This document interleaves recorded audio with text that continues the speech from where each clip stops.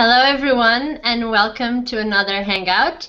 This is the Politics of Self Hangout, and we're doing now every Saturday where we cover politics and also our relationship to it. And this is exactly the topic of this week's Hangout, which is You Are Politics. And we're going to cover various different ways of understanding what politics is.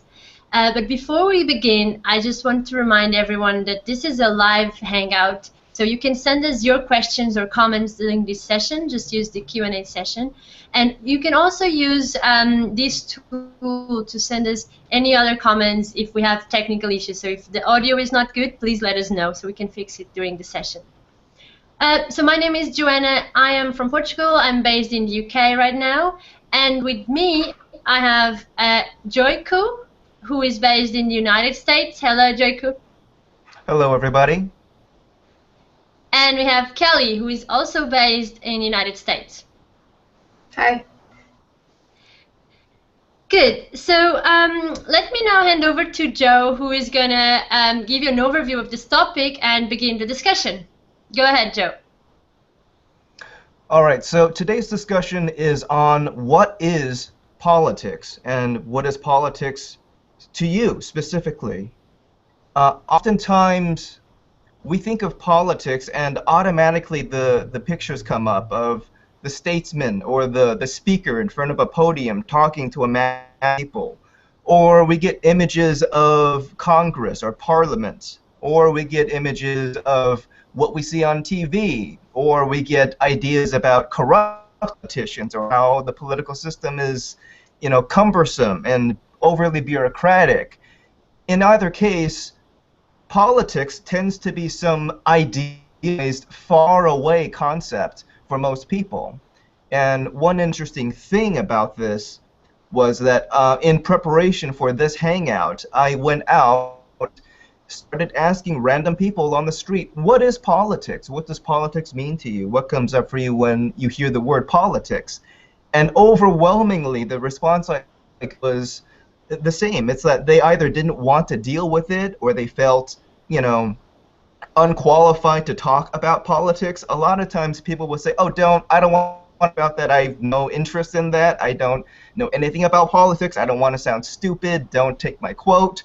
And that's very interesting because that's showing us to what we've accepted ourselves in, where we have this political system that should be responsible for our well-being and properly administering of the people, yet the people themselves are so disengaged from the very word politics.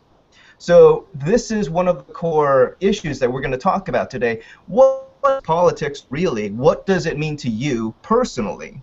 And is the current political system that we have now really administering the benefit, the goodwill of the people? Before we get into the details of that, let me just quickly open up the floor for any opening comments and feedback on what we have so far. Let's start with Ellie, if you have any feedback on that. Yeah, well, I think that's a great point. I mean, it really is a pervasive kind of self-belief for the vast majority of the population that politics is just something that you don't want to get involved in. You probably can't get involved in because you have no concept of how even to get involved in it. It's kind of like if you don't know anything about a car or what's inside of a car or anything like that, you're not going to see yourself as, I think I could be a mechanic, or I think I could go work on my car today. It's not even, it's going to be so far from you because you can't see how you're going to go and, change a drive shaft, or you don't know what a drive shaft is, So it's like, that's what politics has become, is this thing that is so removed from who we are. It's like this mystery, it's a cloud, we don't even know what it is. All we see is what we see on TV, politicians speaking, maybe we accidentally turn to C-SPAN one day and we're like, oh, this is terrible, what is this? Just so much of guys talking in a room and half of them are falling asleep. So yeah, we've become so, I can't even say we've become disenfranchised because we really just, most of us have been from the very beginning. Unless it was something directly in your life that you grew up with, you know, you don't really have any exposure to politics. You don't really get it very much in school. So if you don't have some kind of point in your life that's, you know, exposing you to politics, what it really is, then you're probably not going to develop an interest in it. But even further than that, you know, not only are you not exposed to what it actually is or how it works, but it's actually demonized in such a way where it's portrayed as something that you really do not want to get involved in. It's not part of the self-definition that we're given, you know, through society and through the media, you know, the cues that we get from the TV shows that kind of tell us who we are and what we like in a way. None of that is about politics. You don't really see, I mean, now you're seeing a few TV shows lately that are having to do with politics, but, you know, you generally don't get a lot of, like, the popular mainstream shows about being in politics. You know, it doesn't really, it's not really one of the big selling shows, you know, it's all about drama and relationships.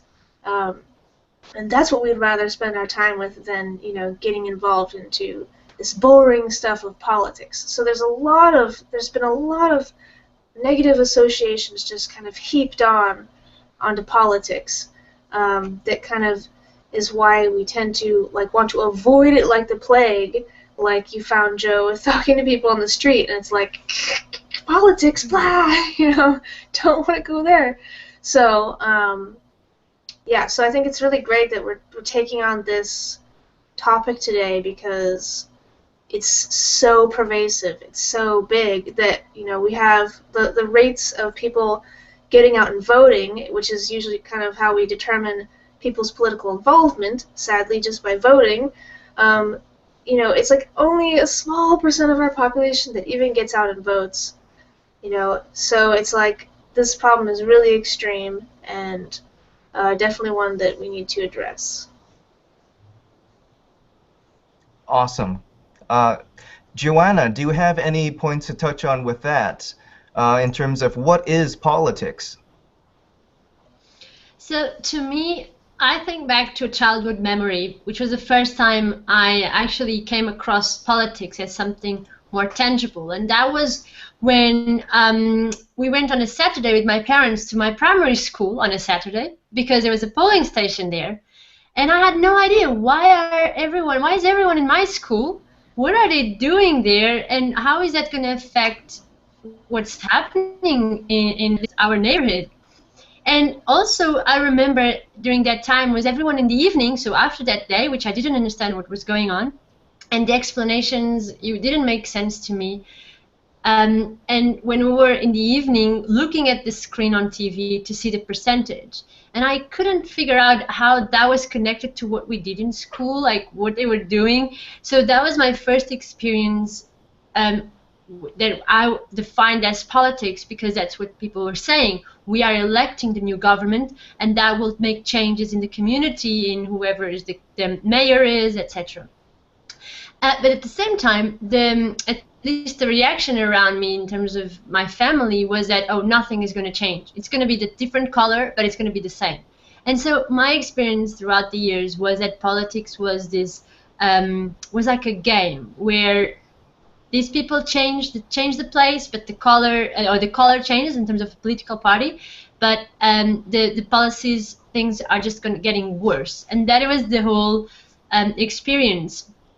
And then eventually I decided to study politics. My starting point at the time was not exactly to understand it better. It was just because I could relate to the subject. And I was quite impressed with the fact that the theory was completely different from the practice. I couldn't actually associate what I was studying in terms of all, like the history of politics, its origins, and the people that actually fought to bring those definitions forward and to make things work. And I would watch on TV, or once I went actually to the Portuguese Parliament, and that was just, they didn't seem to be doing anything to actually address people's problems. And I probably the media was also very responsible to portray that image that actually things are just going to get worse. And so that has been my idea of politics, and that's also why I actually never considered getting involved. I was very close to get involved, and I just couldn't see myself doing that because I never defined me as someone that would like to be involved in those arguments, because it was more like people were arguing with each other, are just having fights, public fights. And then there was also this whole scandal around politicians, which is common at least in Portugal, where you go into the scrutiny of finding where these people came from and all the past, and especially when things go wrong after they leave their party. Then there was this whole scandal around it. It was like a soap opera, which still is. So that is my definition of politics. Obviously that changed when I started reading about it, and I also started seeing what other countries are doing and their definition of what politics is, considering, for example, the northern countries in Europe, where when we think about politics there, it's a much more transparent system, or at least that's the perception that someone externally has. But there was, so now just quickly going into actually what I learned to politics to be, it actually comes from the word polis, and that was polis was the center of the community, the people. It was this beginning of bringing people together and to decide how they will live in community, because the human being is not isolated. So that was like the objective of having these centers in a city, that, for example, Athens in Greece, that was the beginning of this whole system of decision making. So it's actually decisions that we have to take to consider the greater good.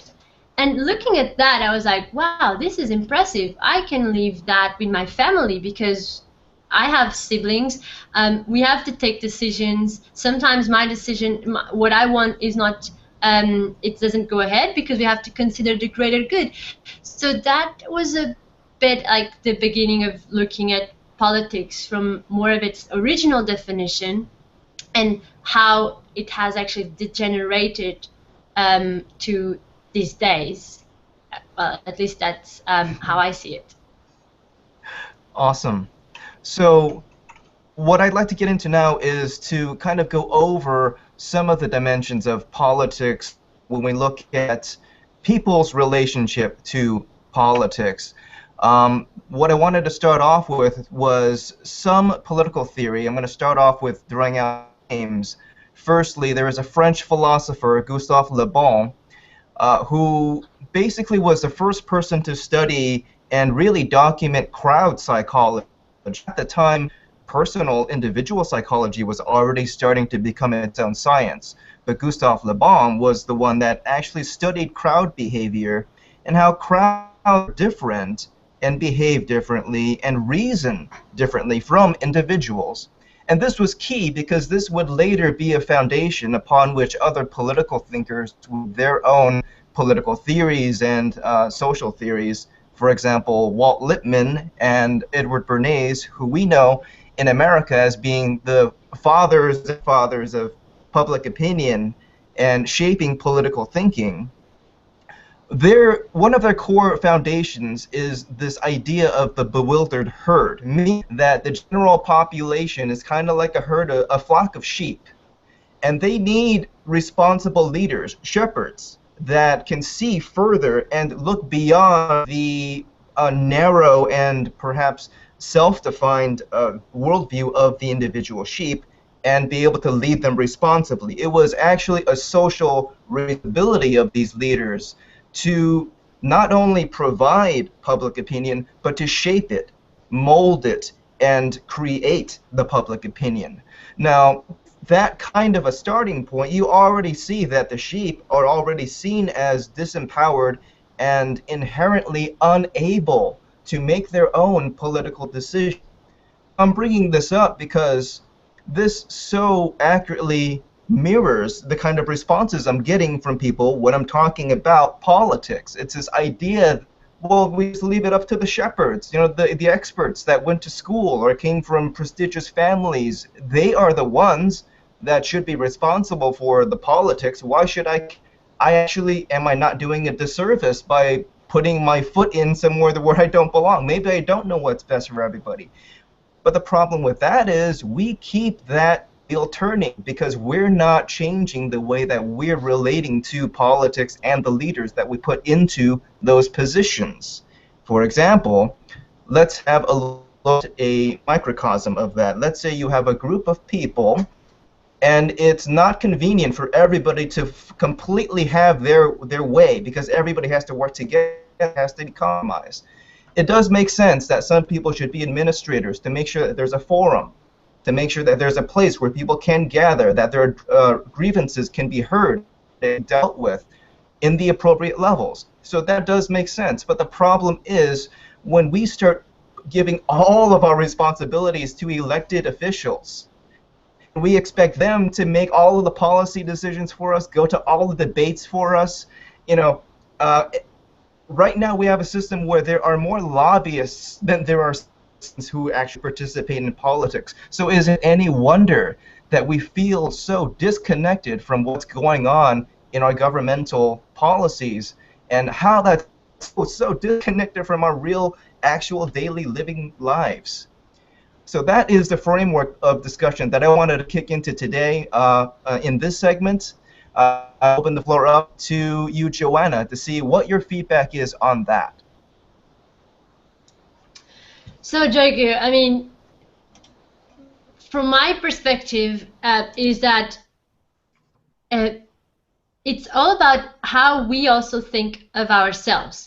So if we, as you say, if we define ourselves as these people that are not capable of managing, not even our lives, at least not even other people's lives, then how can we do that? Or how can we actually empower ourselves? Now, there's also another element that I thought immediately as you were explaining that point was actually the other forces that are behind politics that we don't see, like these invisible forces, these invisible hands all over the place deciding for us. And that is like private interests, corporations, financial institutions, any for example, any advert that we see is telling us what to do, what to buy, how to behave, what to say. So we have all this information around us. Then there is a key element that at least I didn't have, which was an education on how to actually filter this information and decide, okay, is this really good for me? Or thinking about my children and the next generations, how will this decision impact others? And what can I do towards that? So that was like the hardest part, was to recognize that even if I go there to the polling station and I vote, that doesn't mean that my voice is being heard, because that's just the surface of it. It's like the tip of the iceberg. But then the other thing is, if I think about my time, do I have time to participate in debates? Do I have time to go to the parliament? Do I have, like to manage these things around? But these days, what I find is that with the technology we have, the flow of information and the ability to find alternative ways of seeing politics, of reading what other people are saying, and also to participate with our own words, to think about something, put it out there, and be open to listen what other people have to say about what I am saying, and which means that my opinion is not fixed. And that was something that I had to learn, which was, even if like 2 years ago I thought about this, now, based on my practical experience of researching this topic, of actually asking people that are involved, my opinion has changed. And therefore my vote will change eventually. And also the way I read news, or I read politics, or I do things in my life. So that has been my experience as to how do I empower myself to not define me as the sheep, but at the same time to be aware that there are other things influencing my decision, that I'm not in total control, and that is the way I have to kind of get a step back and to question, why do I think this way? Why am I judging this word? And just an example was the word communism. At some point I was judging it and I didn't even know where. And then I realized it was just the way I was educated. So that part of education, that was something that I would bring as essential, like to from the very start, to have an introduction to the basics and to not polarize the words, and to have exactly that kind of an information that is right to us, so that we don't become not new ships in the system. But I see what you mean when it comes to the theory. It's actually showing in practice the way we are away from it, but that doesn't mean it has to be so if we don't do something about it. Very cool. And Kelly, let me throw that over to you. And also, just to refresh the subject, what is your perspective on this idea of the herd, the idea that maybe people shouldn't be directly involved in all matters of politics? Should there be a delineation or layering of people should be responsible for this level of politics within the community? Or should there be a direct democracy kind of thing going on where everybody has an equal say in all matters? Perspective on that? Well, this kind of hierarchy that we've had in politics for perhaps as long as politics has really been around, where it's a few making decisions for the many, and within that the belief that only a few are really capable of making effective decisions. I mean, obviously we can see that that kind of a relationship hasn't eventually resulted in a better life, a better world for everyone involved. It hasn't worked, and it's always kind of been accepted that, oh, the majority of the population just can't make decisions. And as the majority of the population, we've kind of always held that belief as well of, oh, you know, we can't really make the decisions, we're not fit, I don't trust myself, I don't know. And a lot of that has to do with the fact that, you know, it's not something we've ever really done. We've been encouraged, you know, through media and all that to just kind of be self-absorbed in our own experience, our own world, and caught up in the rat race, so you don't really take the time to kind of look at the bigger picture, to ask yourself, what would I decide in this or that case? You know, what would make sense? How would it play out if I made this or that decision? You know, but like Joanna was like relating to, is that it's kind of a process, you know, of, you know, walking within yourself, that point of what is politics to me, what decisions would I make, to get to a point where you could say, like, okay, I trust myself within making decisions. So, but one thing that's been certain is that we've never approached this kind of relationship of the decision makers and the dependents, you know, from a point of seeing that solution of not accepting those opposing definitions and seeing that we can actually change that. You know, the sheep don't have to be sheep, and aren't really, because that kind of mentality and self-belief has been actually created and supported, you know, as we've been raised and taught with these ideas that we don't really want to be involved in politics, we don't know how. But not only that, like as Joanna was kind of mentioning, in terms of having all these advertisements that's telling you this, to think that, to buy this, and it's like you're not really given a way or shown a way to properly filter through that. So in the same way that we aren't stable or confident in making decisions in our own lives, you know, it's like we've given up our decision making in our own lives, and then you see it reflected in politics on the large scale. We've given our decision making up to some, you know, separate corpus of our system. And so it's like kind of a hand-in-hand thing, where as you know, develop your own sense of personal responsibility and decision-making in your life, then you can kind of see like, oh, I can do this. I can trust myself to be able to make decisions. And then it also involves, as Joanna was saying, that point of the common good, which has been an interesting topic throughout our political history as humans, where if you take, for example, say, communism or the socialism type ideologies, where the theory is kind of putting the common good above your own good, and like taking out the individual whatsoever in terms of consideration and only doing what's best for the common good. It's kind of the opposite then of the capitalist theory of, just focus on yourself.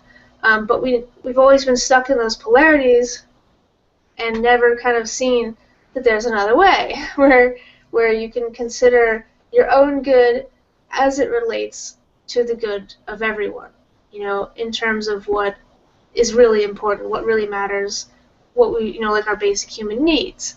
And so within that, it's like there is a solution. We don't have to anymore be stuck in this polarity of, do what's best for everyone or do what's best for me. Those things aren't mutually exclusive. So it's like understanding that basic point and working through one's own ability, to kind of birth yourself as no longer being a sheeple, to realize that you can develop yourself to be able to make decisions, and that really, the relationship that we've had between allowing others to make decisions while the majority just kind of stays out of it altogether, has been like a two-way street. It's not all one-sided. There's a personal responsibility in that, on some level, we made a decision within ourselves to say, I'm not going to get involved. I'm not going to try. I'm not going to question it. I'm not going to, that's fine. Just let them take care of it. It's not for me. So within that, it's like we have to ask ourselves then, are we really willing to sit out while our lives, our quality of living just goes further and further down the toilet? So within all that, we see that we no longer have to exist as it always has. The very existence of politics and this relationship, doesn't have to be this way, and we can actively change it.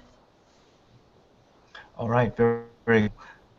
To bring this point over into what we're facing today, when I look at the whole situation of politics, it looks like there's a kind of dysfunction going on between the leaders, for example, the opinion leaders or politicians themselves, and the will of the people, where I tend to look at the system as one single functioning body, where you do have to have some kind of executive administrative core, your central process, the mind, brain, that kind of takes all of the input from the body and makes the best decision possible on behalf of the body, in the interest of the body, because that core realizes without the body, it itself does not exist. It exists for the function of serving the body, because that is its best interest.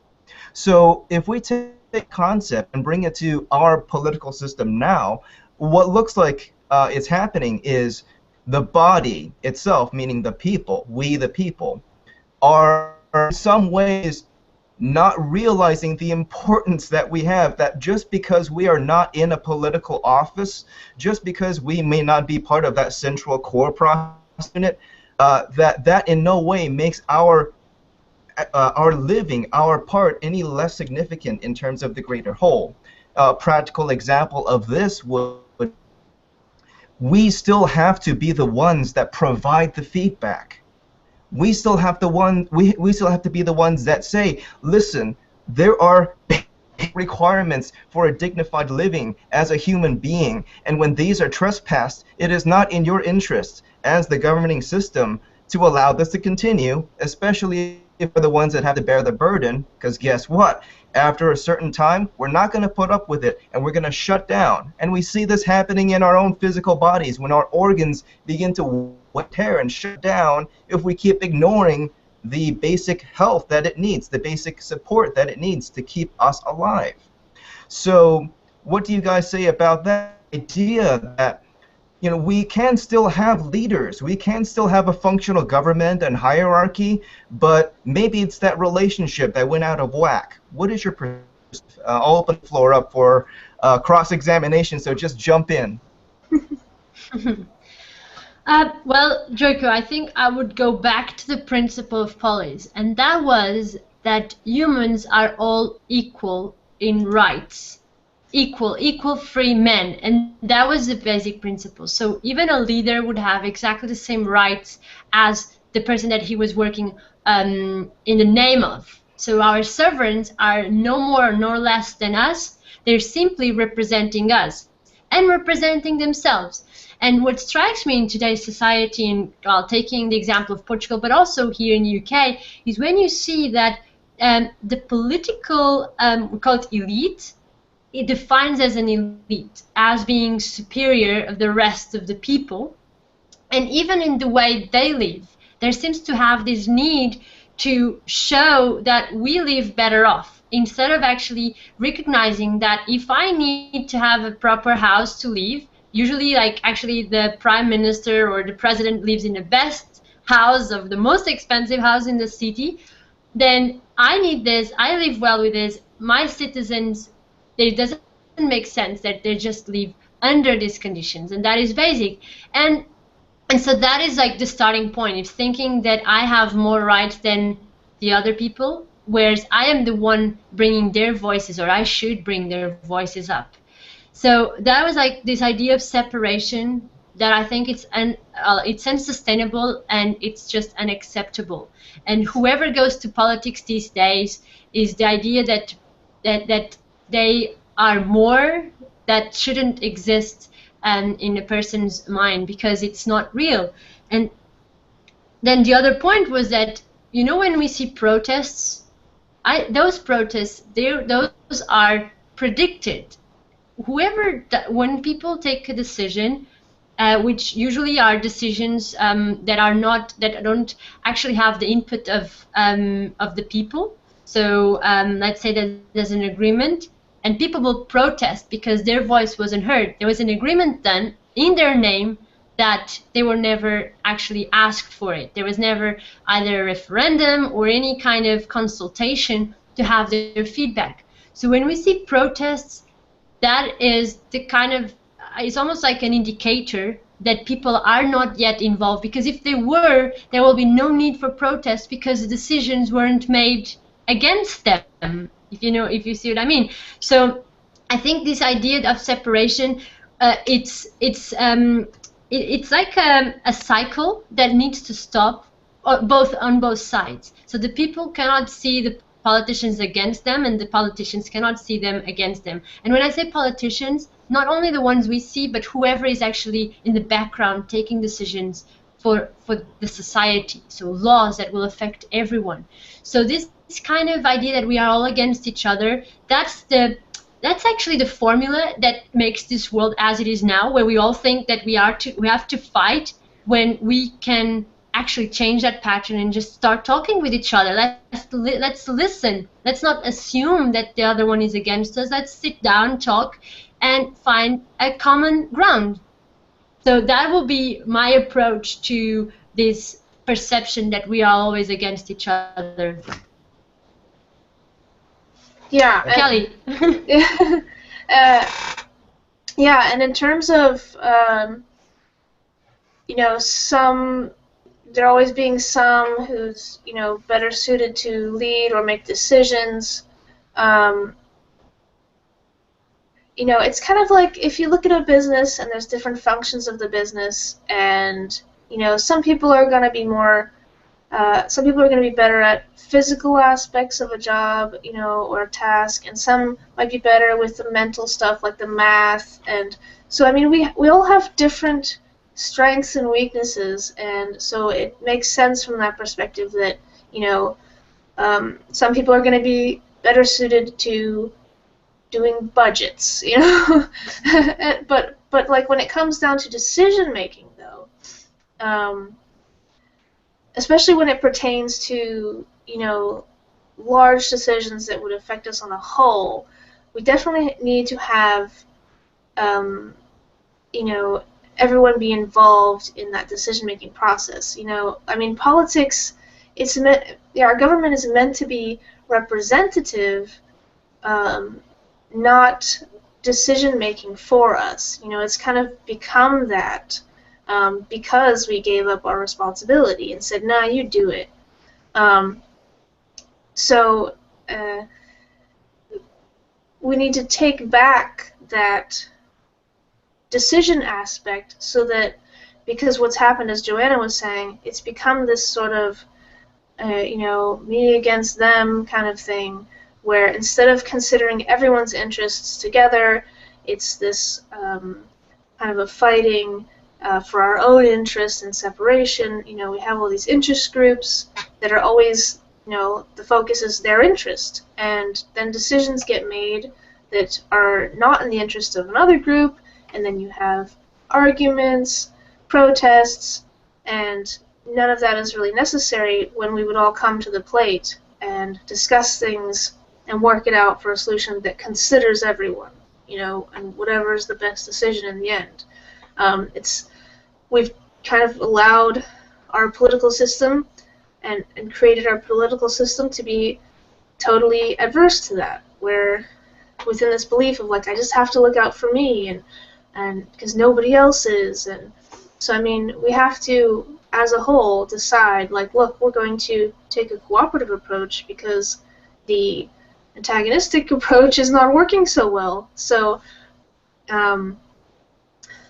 within that, you know, it's the decision-making process and we have the technology now to involve everyone in the decision-making process, you know, to get feedback. I mean, as it is now, you know, you can write to your congressman and voice your opinion, but so many aren't doing that, you know, and it's kind of, you know, there's like a resistance to kind of do that, to take that kind of time and effort to formulate a letter. You know, I mean, vocabulary is not a strong suit of most people, you know, so it's hard to sit down and think, I'm going to write a paper, I'm going to write a discussion about what I feel or about this issue. Or so we have a potential to really streamline that point of discussion, and through using the online realm. You know, I mean, you see this being done in so many ways where things just get easier. You know, they have little online surveys when you're shopping, and it says, you know, click here and fill out a survey. And I'm like, no, I'm too busy to click here. And they ought to just put the survey right there in my mail, you know. And sure enough, there it was. And I'm like, so we have this potential to make things like so simple and easy, and we should take advantage of that to help people's involvement, instead of this idea of, like, just keep them out of it, keep the whole thing separate, you know, keep the decision making to the decision makers. But we should all be the decision makers. As Joanna was saying, then we won't end up with people, you know, being like, whoa, what's going on? This decision was made, and it's against me, and I don't like it. And, you know, I mean, obviously, what it's showing us is that we really need to open up that kind of communication so that decisions are made together. So, you know, some people will be better at certain aspects of government administration than others, but the decision-making aspect is important that it's inclusive. Excellent.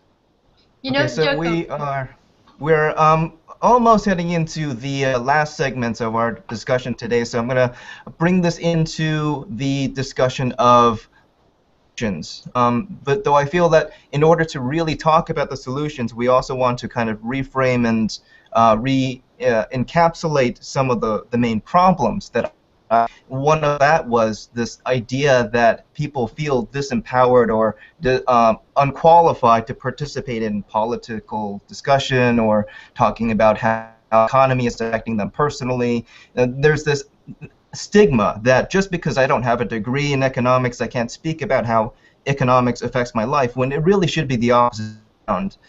Um, it's really interesting also, this idea that people tend to personalize that sense of feeling disconnected. And really, let's have a look at the conditions that we're living in right now. We're living day to day for survival. Most of our time is about holding our job and putting time and energy and effort into holding that job for our income, for our ability to sustain our lives. And we've accepted that as our normal, and we'll actually go as far as fighting to continue. When we hear about job loss, we don't think about why are we so dependent on jobs for our living security. Instead, we are automatically trained and programmed to think about, oh my God, jobs, we need politicians to give us more jobs. So we really have to slow down and look at this point of, we decide everything. Really, everything is on the table for discussion and change, but we have to be the ones to step up to that table at the individual level. We have to stop looking at things as outside of ourselves, because really, and this is kind of the heart of our discussion in all of our hangouts, is the politics of self.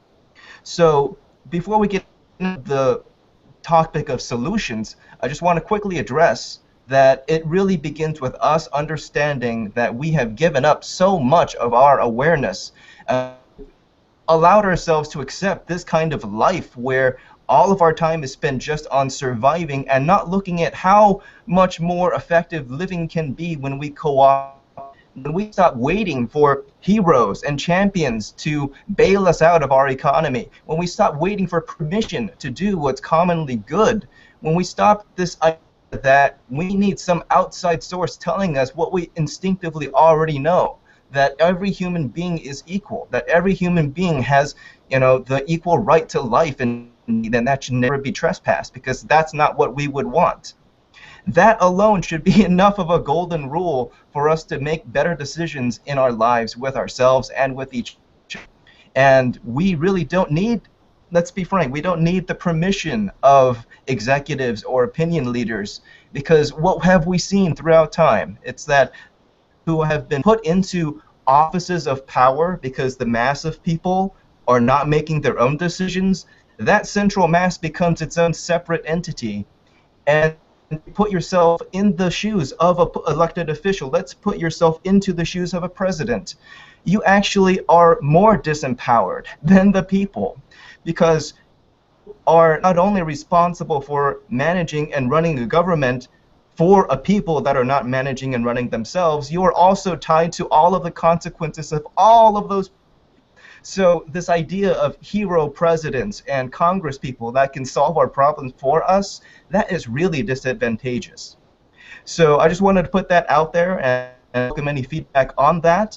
But I thought that would be a good way to start framing our discussion into what can we do? How can we change this around? What are the solutions? And please feel free to jump in. Yeah, well, I think that's a great point. In terms of, it's really not that complicated, in terms of decisions and how to make best decisions. Like you're saying, it comes down to, our basic common human needs, human rights. We know what those are, and we actually know what's best. We know what's best for the environment. We know what's best for ourselves. We know what's best for our children.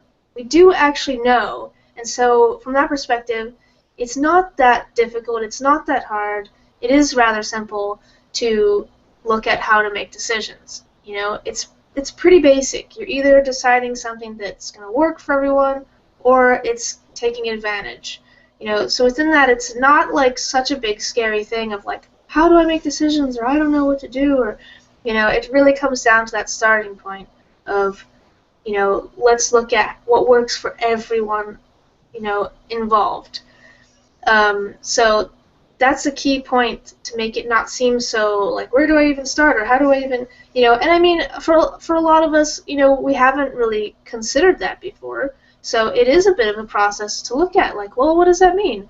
What is the better decision? What is the decision that, is supportive of life and supportive of people and our quality of living, and what is a decision that's not? So there is a bit of a personal process there to take on, and a self-education. But it really is, the key point is to remember that it really is that simple. So it's not hard. It's not, you don't need a degree to figure it out.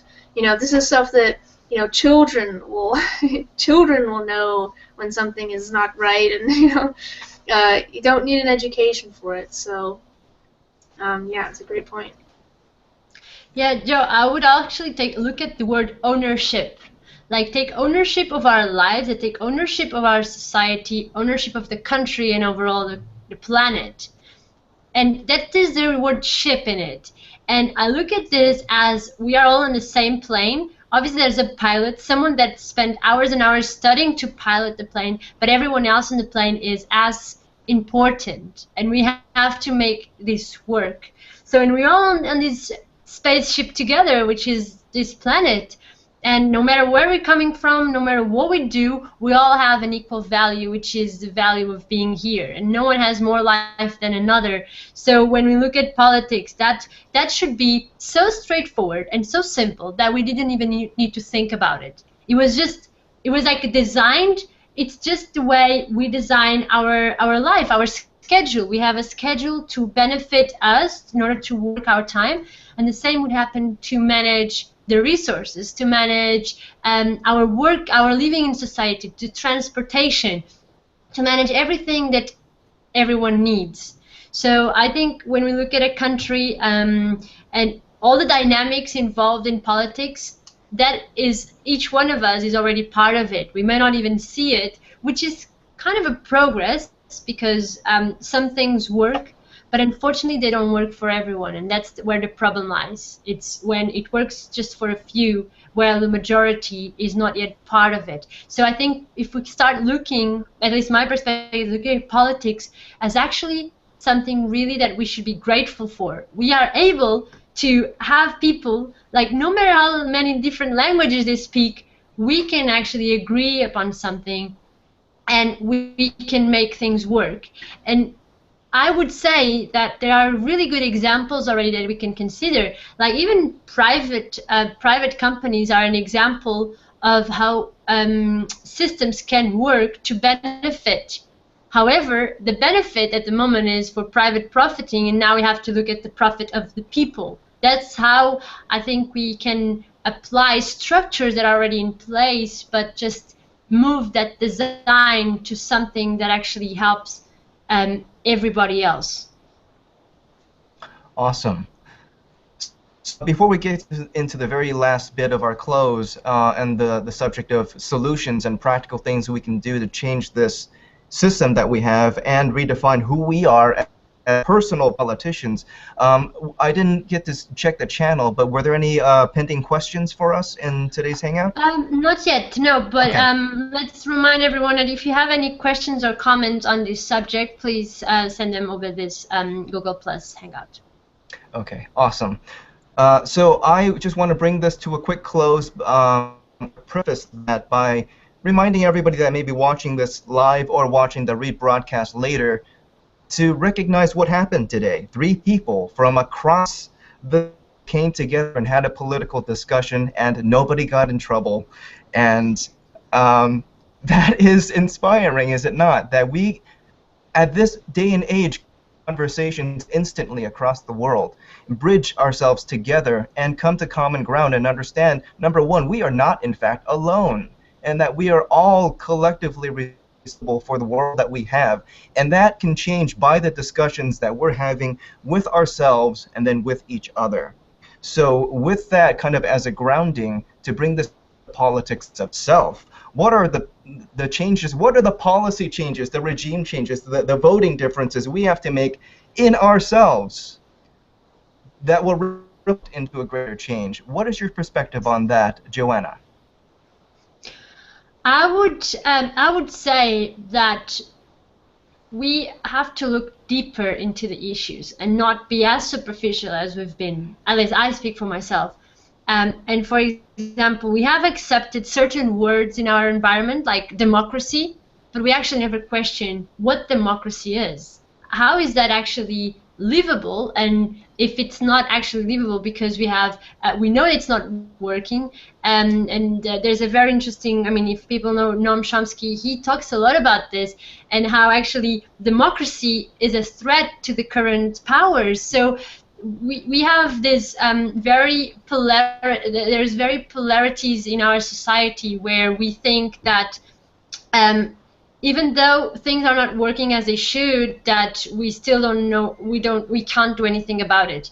And so if we look at bring those points into ourselves, this politics of self, it's like, okay, how do I live democracy in my life, in my relationships, in my family? And therefore when I go out to the street, I will actually see another as myself, and I will make sure that my voice is heard, and that if I am in a position where I'm managing a team, I will be responsible for them as well, and there's going to be a two-way conversation. So we're not going into dictatorship or any other ideology that will actually not benefit everybody else. Then the other thing is to see where there is fear, where is actually politics related to fear, to power.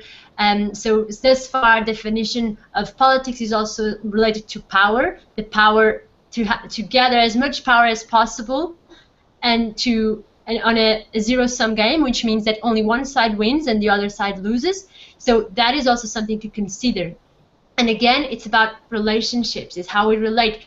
If we think that me as a woman, or even as someone from this nationality, deserve more than another person, there again, I'm already degenerating the potential of politics, of actually coming together and coexisting.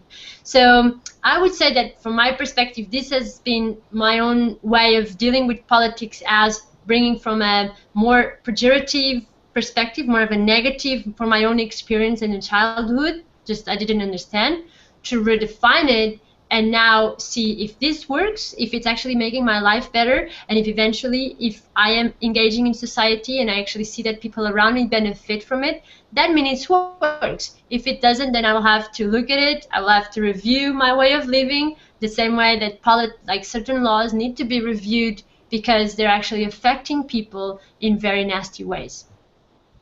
Awesome. Kelly, let me throw that over to you for the final word on our discussion today. What is the politics of self solution here, bringing it all the way down to the individual level? What can we do right now to change what we see outside? Yeah, well, I think an important part, on top of everything that Joanna mentioned, is to kind of stop that blame relationship that we have towards the government. It's a function of that relationship of they're the ones that are responsible. So if something goes wrong, if there's something I don't like, I just blame them, and I don't do anything. I don't take any personal responsibility. I just put it all on their shoulders, and then I'm free to apparently enjoy myself how I like. Except, that's obviously not how it's working in our society today, with life becoming more and more of a struggle for so many. So, but as you start to take responsibility and start to ask questions and start to look at how do we make decisions, what are the best decisions, you're no longer in that blame frame of mind. You're no longer going into that because you're actively finding solutions. And so I think that's a really important part of this, because nothing has ever come out of blame. No real effective changes have ever come out of blaming someone else for something that we're not doing ourselves. So a really effective application within this is to look at everything that you would go and blame a politician for, or a company for, or so on, is to take that question and then ask yourself, well, what am I doing about it? What am I doing about it? What would the solution be? What is it that I see that they should apply? And then I could share what it is that I see that they should apply. But when you're just in that blame game, there's just nothing. It's just blame. There's no solution there. So I see that as an important application as well. Definitely. And that really brings it back to the point in politics of self.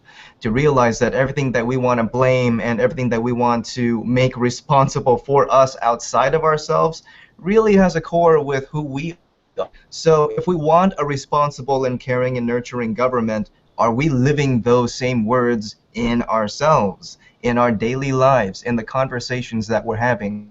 So I would leave that as my closing statement for everybody. And thank you to my co-hosts Kelly and Joanna for joining me on this discussion where we are radically changing politics. I hope this opened up some new perspectives for all of you. And I would challenge you to be the government that you want, starting with changing the way that you live your life with your own and the words that you speak to others. Be the best politician that you can be, and let's really, really change the politics of self. Thank you so much for joining us today. Join us next time. Our topic will be how to view news in the media. What is that about? What is media? Can we trust the news sources that we have already, or is there a way to look past the fog to the truth of things? What is our responsibility? Join us on the next Politics of Self. Thank you. Bye-bye. Bye.